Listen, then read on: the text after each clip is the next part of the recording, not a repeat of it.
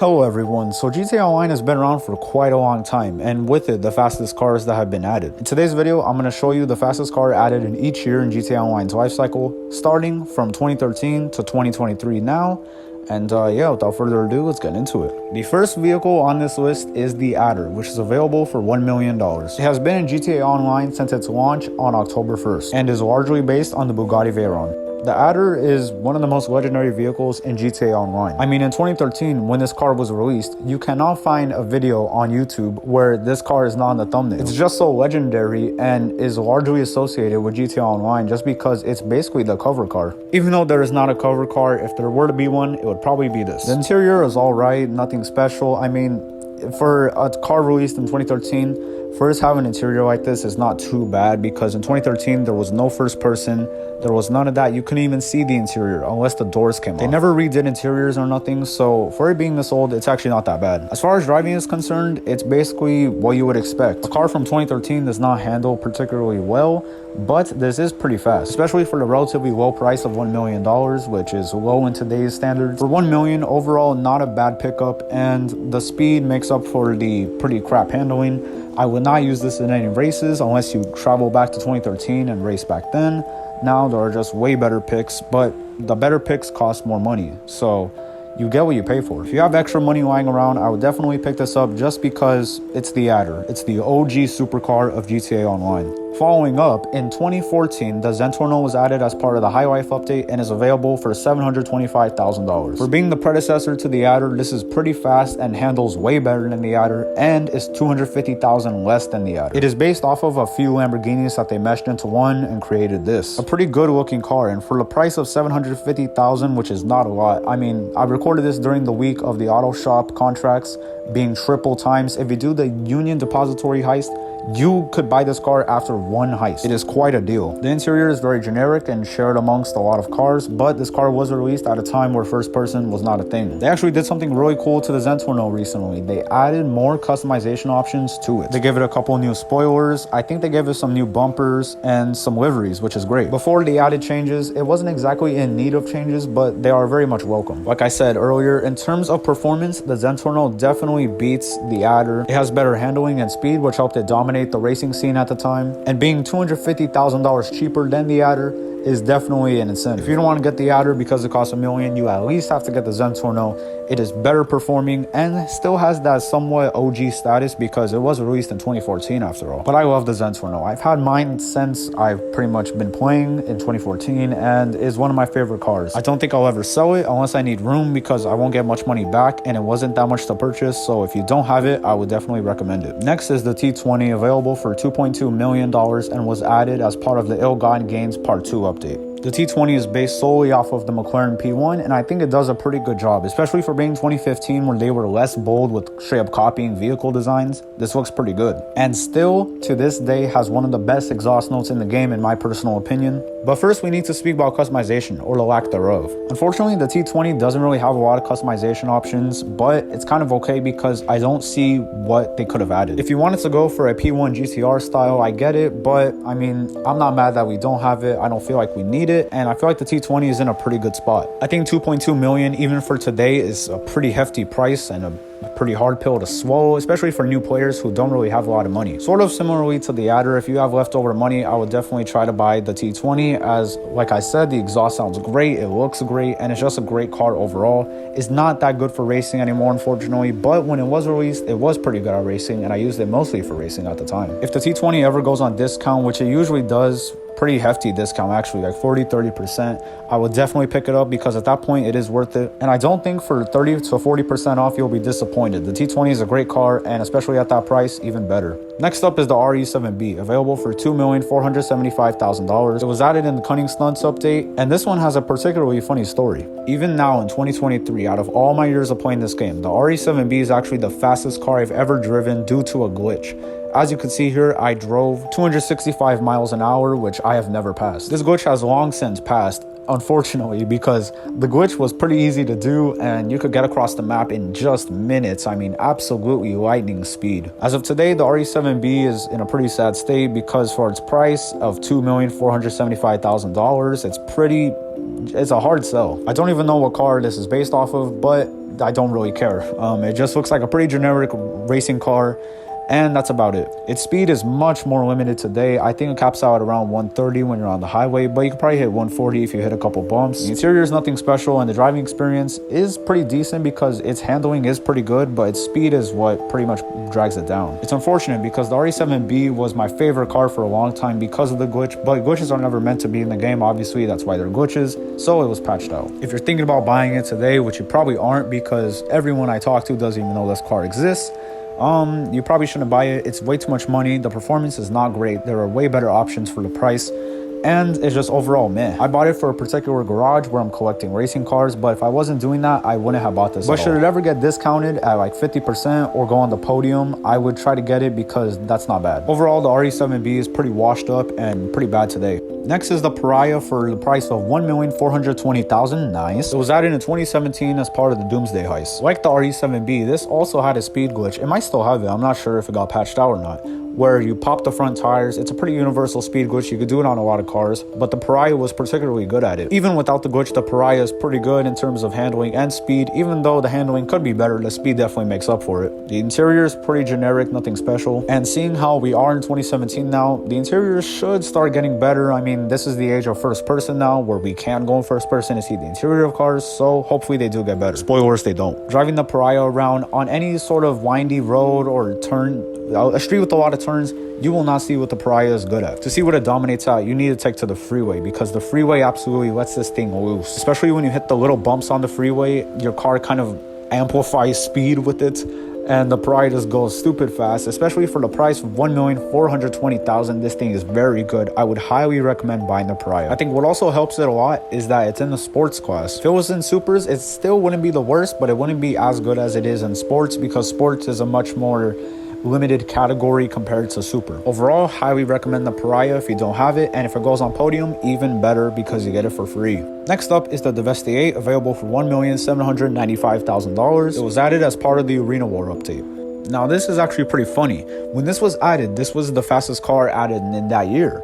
But when HSW was added into the game for next-gen consoles, Xbox Series X, S, PlayStation 5, etc., this car got HSW and is now the fastest car again in 2023. But even at the time of its addition to GTA Online in 2018, this car was still the fastest, like previously said. The Vestier is based off of a concept car that never came to fruition. Its looks are very polarizing. To some, this looks horrible. To some, this looks nice. To me, it looks nice, but I can see how you make it seem it looks terrible. The interior is not that bad for being a car this old, and you can change the color as well. Driving in 2023 with HSW mods applied is definitely the way to go with this car, as it is incredibly fun to drive on the freeway. It is so fast, it makes my game lag sometimes, and I play on Xbox Series S. It's probably a good thing HSW is only for next gen, because if this was on last gen, my Xbox would probably blow up. It is pretty pricey, especially with HSW mods, but I think it's definitely worth it. For the fastest car in the game, if you ever do races with not a lot of turns, this is definitely the way to go. It's a really fun car to drive and is one of my personal favorites at the moment. Overall, if you're newer, you probably can't afford this car, but if you've been playing the game for a while, have a lot of money, I would definitely buy this. Next up for 2019 is the Krieger, which is available for $2,875,000. It was added as part of the Diamond Casino DLC, not the heist, just the casino.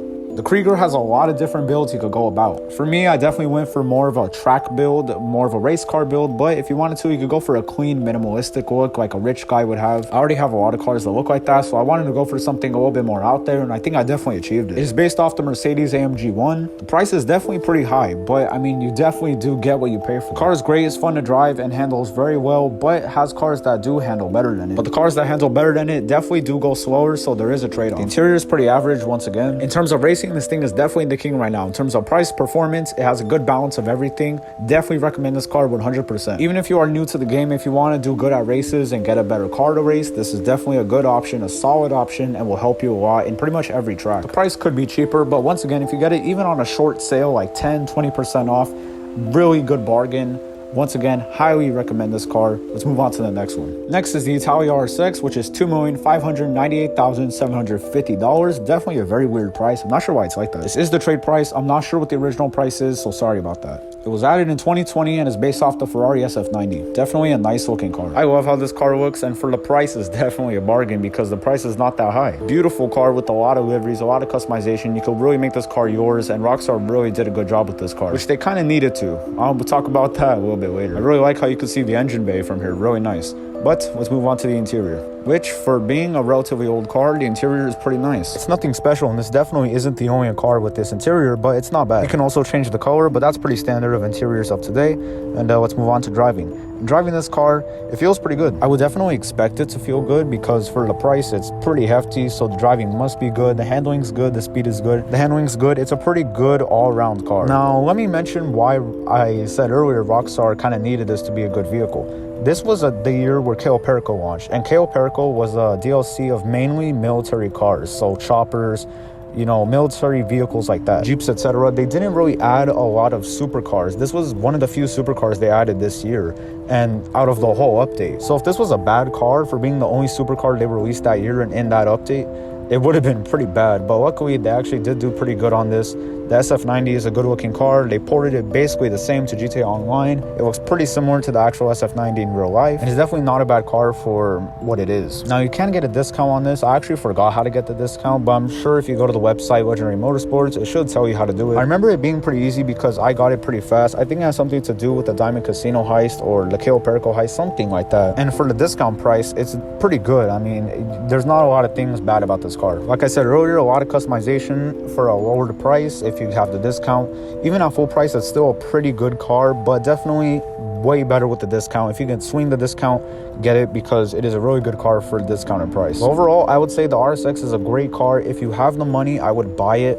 Honestly, if you have the money, you should probably be getting a Krieger or something like that in terms of handling and performance. But if you already have that and want something different, I would get it 100%. Next up is the Calico, available for $1,496,250. It is based off the Toyota Celica and was released in 2021. The Calico is based off the Toyota Celica, and honestly, I think this is one of the best cars they have ever replicated in GTA Online. I mean, look at this and look at the Celica it is based off of. There are very little things that are different between this and the real life version. I think they did a really solid job of kind of straight up copying this car into GTA Online. Really lucky that we got this car. But now let's see the interior. The interior definitely matches the aesthetic of the outside, but it's nothing special. Once again, this car basically has the same interior as all the other tuners cars that were released in this update, and you can customize it a fair amount, which you could also do to all the other cars that were released as part of Los Santos tuners. Now let's get to the driving experience, which is definitely a mixed bag. The speed is great and definitely outclasses all the other cars that were released in this same update, but the handling kind of suffers a lot. I don't really care all that much though, because if you want handling, you can go to the Jester RR, you can go to the Sultan RS Classic. I mean, there are cars that do better handling, but they don't have the same speed, they don't have the same straight line performance, and honestly, in my opinion, don't look half as good as this car does. I think this update, and more so this car, definitely took Rockstar in a different direction of straight up just copying real life cars and putting them into GTA Online. In this update, like I said previously, they also added the Jester RR, which straight up looks like a Supra of today, and they just straight up copied. I mean, I don't know how they get away with it. Even the Mustang they added in this update looks just like the real life one. Overall, I think this update was highly requested, and more so these types of cars, these JDM cars and cars that people have enthusiasm for and like. Overall, the Calico is just fine. In terms of performance and everything, it's just fine. There are much better options for the price, but I mean, the aesthetic is unmatched. I really love how the Calico looks. I love how it looks just like the Celica. And if you have the money, which is not a lot for this car, definitely buy it. You will not be disappointed.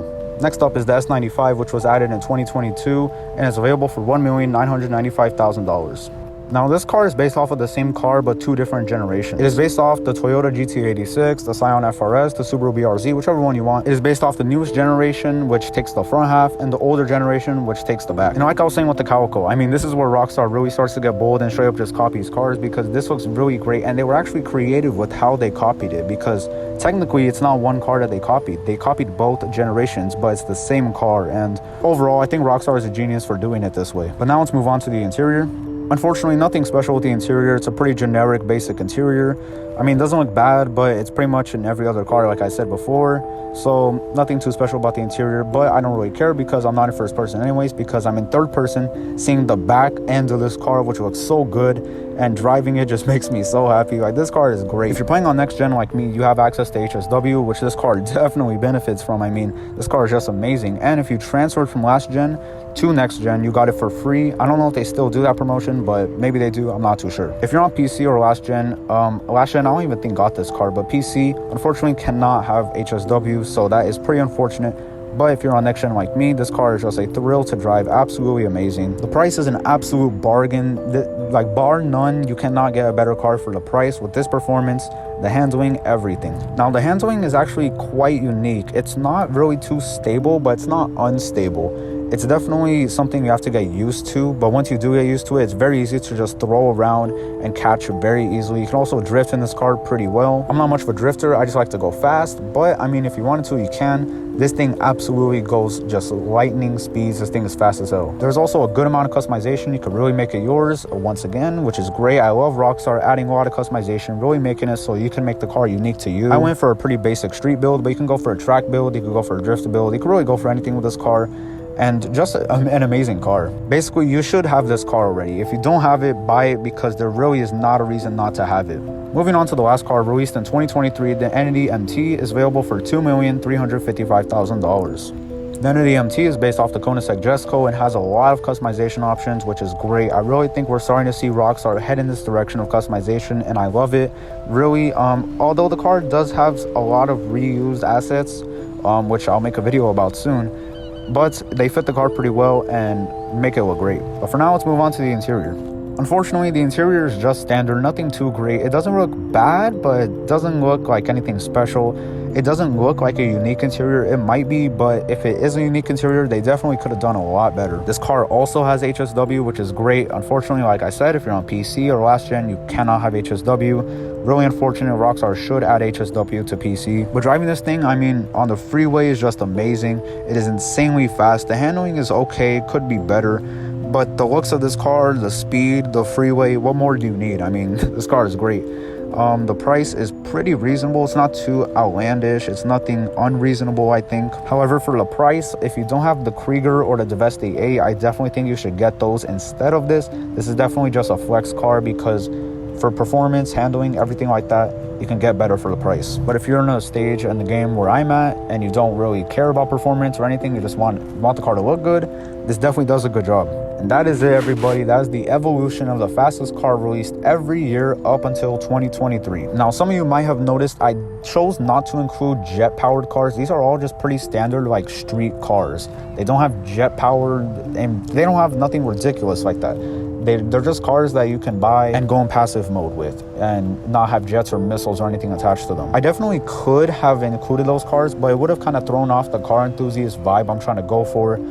So I chose not to. But overall, if you made it to the end, thank you for watching so much. I really do appreciate it. And I hope to see you all very soon.